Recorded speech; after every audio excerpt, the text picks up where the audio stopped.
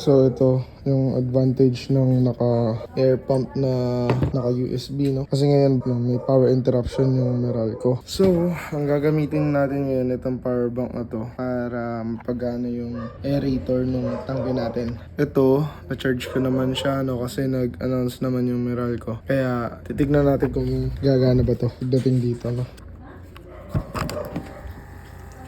Ayun. Magana naman. Ito pala ay emergency light lang din. Kaya may ilaw ako. Ayan no. So wala tayong kuryente ngayon no. Blackout pala ngayon. Blackout. Ayan, meron tayong aerator. Hindi tayo mangangambang mamamatay yung crayfish natin. Kasi mayroon nga tayong source ng oxygen tuwing brownout. Basta meron lang tayo nitong power bank. Ito mo klaseng power bank. Actually itong ilaw na to power bank din to.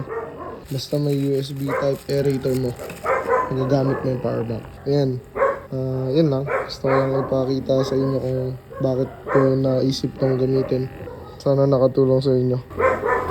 So update lang no sa ating power bank na may aerator. Gumagana pa rin siya. Isang oras na yung nakalipas no, 96%. So naka 3% pa lang siya nababawas after 1 hour. Actually, depende yan sa power bank nyo kung gaano kalaki yung capacity. Pero, ganun siya katipid, no? I mean, ganun lang kahina yung konsumo niya sa power bank natin. Tumagal na ng isang oras, pero 3% pa lang yung nababawas. Ayan, so, reliable din talaga yung ganitong emergency setup. Ayan lang, sana mag-work din sa inyo. Or kung may solar kayo, mas okay. Pero ito, ginagamit ko lang kung ano yung meron na ako. Madaming ibang way, no? Kung meron kayong battery ng motor, battery na sasakyan ng mga extra dyan, pwede yung charge yun, no? Pwede nyo gamitan yan. Pag gumawa lang kayo ng connector na parang sa USB.